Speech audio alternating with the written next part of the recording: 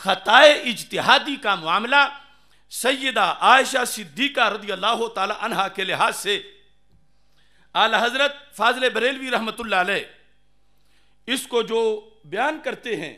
آج تو کچھ لوگوں نے بدعۃ منی کا ترجمہ 14 صدیوں میں اہل سنت کے حقائق سے ہٹ کر کے اپنا مطلب ثابت کرنے کی کوشش کی۔ وہ ترجمہ کیا جو 14 صدیوں میں روافض نے اپنی کتابوں میں معصومیت کی دلیل پر کیا ہوا تھا، اور پھر سیدہ عائشہ صدیقہ رضی اللہ تعالی عنہا کا معاملہ وہ سمجھتے رہتے معمولی سا ہے، کوئی بات نہیں، ادھر کوئی خطا کہے یا خطا اجتہادی کرے وہ کوئی معاملہ نہیں۔ حالانکہ اعلی حضرت فاضل بریلوی رحمۃ اللہ علیہ اسی عقیدہ سابعہ کے اندر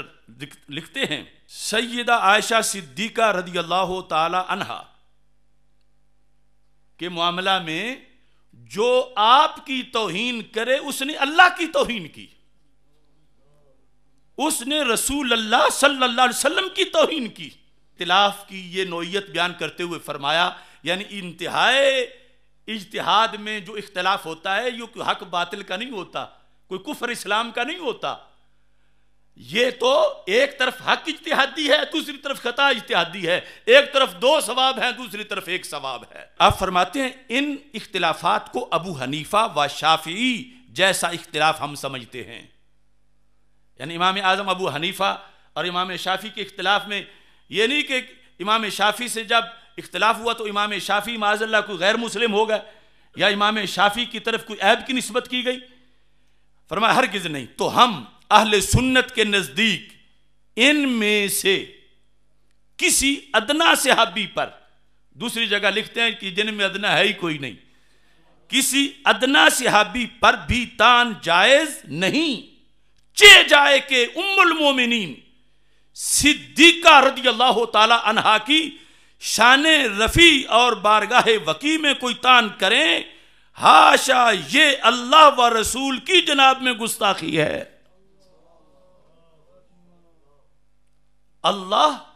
و رسول صلی اللہ علیہ وسلم کی جناب میں گستاخی ہے۔ تو اگر خطا اس طرح انہوں نے دھاندلی بنا کے جو آغاز اجتہاد کا معاملہ تھا اسے انتہائی اجتہاد کا معاملہ شو کر کے آغاز اجتہاد والی خطا ہے وہ بڑی بھاری ہے، انتہائی اجتہاد والی جو خطا ہے وہ تو 1 ثواب کی مالک ہے۔ تو انہوں نے جب دھاندلی کی لوگوں کے ذہن میں یہ ڈالا کہ سیدہ پاک رضی اللہ تعالی عنہا کے بارے میں خطا کا قول کر دیا گیا، اور خطا جو ہے وہ تو حق کے مقابلے میں ہوتی ہے، اور خطا معاذ اللہ جرم ہے، معاذ اللہ گناہ ہے، تو اس طرح ان کے ضمیر یہ کیسے مان گئے کہ جب عائشہ صدیقہ رضی اللہ تعالیٰ عنہ کے بارے میں یہی لفظ خطا یہ بار بار بولتے رہے، حالانکہ وہ تو اللہ کی توہین ہے اور رسول پاک صلی اللہ علیہ وسلم کی توہین ہے، اللہ جل جلالہ کی توہین ہے، کیونکہ جب یہ معین کر رہے ہیں کہ یہ خطا گناہ ہے، یہ غلطی ہے، وہ جس پر ملامت ہو، تو پھر ظاہر ہے کہ جب خود معین کر رہے ہیں تو دوسری طرف بھی یہی معین ہوگا، اور لوگوں کو یہ بتانا چاہتے ہیں کہ ادھر تو معاملہ بدعت منی والا اس میں بڑا سیریس ہو جائے گا، توہین رسالت بن جائے گی، تو کیا ادھر توہین رسالت نہیں بنے گی؟ ادھر بھی پھر بلکہ توہین رسالت اور توہین الوہیت بنے گی۔ اللہ کا فضل ہے، ہمارا دامن صاف ہے، اور ان میں 2 جانبیں ہیں، یا دوسری جانب یہ معنی لیتے ہیں یا نہیں لیتے، دونوں طرح سے پکڑے جائیں گے، یا جہالت کی وجہ سے پکڑے جائیں گے یا بغاوت کی وجہ سے۔ اللہ تعالیٰ کا فضل ہے، ہماری عقیدت، ہمارا عقیدہ اور ہماری دلیل کی قوت، ان سب کو اللہ نے مطابقت عطا فرمائی ہے۔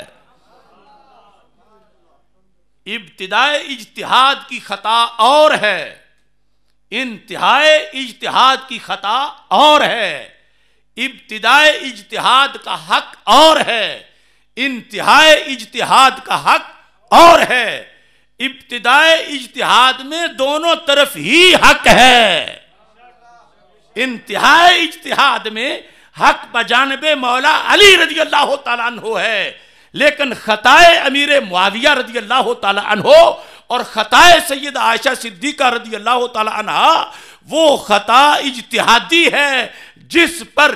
فرمان رسول علیہ السلام جو صحیح مسلم میں ہے، اذا حکم الحاکم فاجتہد واصاب فلہ اجران، مولا علی رضی اللہ تعالیٰ عنہ کے 2 اجر ہیں، حضرت امیر معاویہ کا 1 اجر ہے، سید عائشہ صدیقہ کا 1 اجر ہے۔